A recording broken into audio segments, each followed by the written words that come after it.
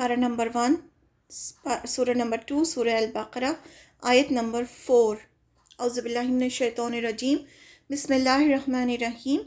والذین، اور وہ جو یؤمنون ایمان لاتے ہیں، بما اس پر جو انزلہ نازل کیا گیا، الیکا طرف آپ کے، یعنی آپ صلی اللہ علیہ وسلم پہ جو نازل کیا گیا ہے، یعنی جو قرآن مجید، اس پر وہ یقین کرتے ہیں، وہ ایمان لاتے ہیں۔ وما، اور جو انزلہ نازل کیا گیا، من قبل کا، جو آپ سے پہلے نازل کیا گیا ہے۔ آپ سے پہلے کیا نازل کیا گیا ہے؟ تورات، انجیل، زبور، اس پر بھی وہ یقین کرتے ہیں۔ وبالآخرتی، اور آخرت پر ہم وہ یوقنون، وہ یقین رکھتے ہیں، یوقنون، وہ یقین رکھتے ہیں۔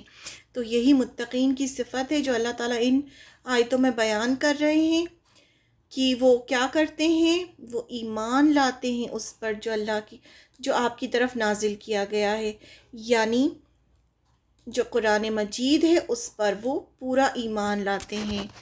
ترجمہ دیکھتے ہیں۔ اور وہ لوگ ایمان لاتے ہیں جو آپ صلی اللہ علیہ وسلم پر نازل کیا گیا اور جو آپ سے پہلے نازل کیا گیا، اور وہ آخرت کے دن پر یقین کرتے ہیں۔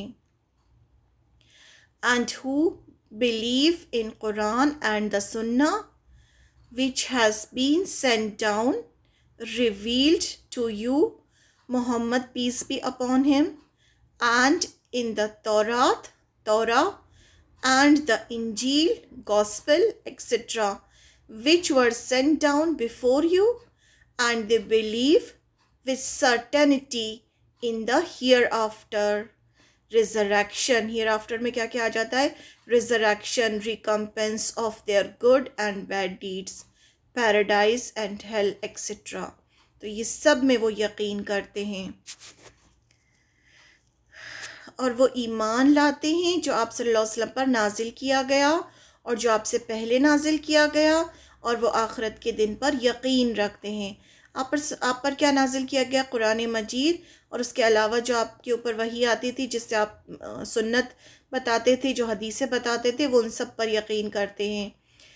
اور وہ لوگ ایمان لاتے ہیں اس پر جو آپ صلی اللہ علیہ وسلم کی طرف اتارا گیا، یعنی قرآن کو اللہ کی کتاب مانتے ہیں، اور جو آپ صلی اللہ علیہ وسلم سے پہلے اتاری گئی بکس ہیں، جیسے تورات، انجیل، جو آپ سے پہلے آسمانی کتابیں اللہ کی طرف سے نازل ہوئیں، انہیں بھی مانتے ہیں کہ وہ اللہ کی کتاب ہیں، انہیں سب چیزوں پہ یقین رکھتے ہیں۔ وہ پچھلی کتابوں پر ایمان، یعنی جو بھی کتابیں پچھلی انبیاء پر نازل ہوئی ہیں وہ سب سچی ہیں، اللہ کی طرف سے ہیں، لیکن لوگوں نے ان میں اب ایڈیشنز کر دیے ہیں، جن کی وجہ سے وہ اب اپنی اصلی شکل میں نہیں ہے، اس لیے اب ان پر عمل نہیں کیا جا سکتا۔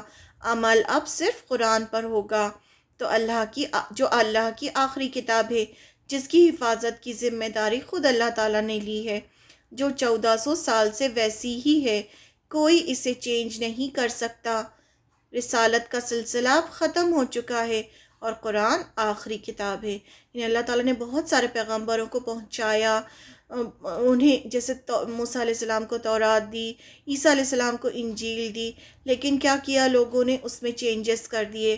تو متقین یہ تو یقین رکھتے ہیں کہ ہاں یہ اللہ کی طرف سے کتابیں تھیں، لیکن وہ جانتے ہیں کہ اس میں چینجز کر دیے گئے ہیں، اسی لیے پھر اللہ تعالیٰ نے قرآن مجید کو بھیجا۔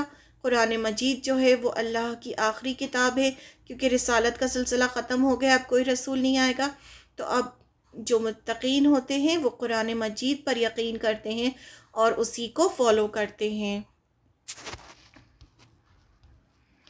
اور جو آخرت پر بھی یقین رکھتے ہیں، یا کوالٹیز بتائی جا رہی ہیں متقین کی۔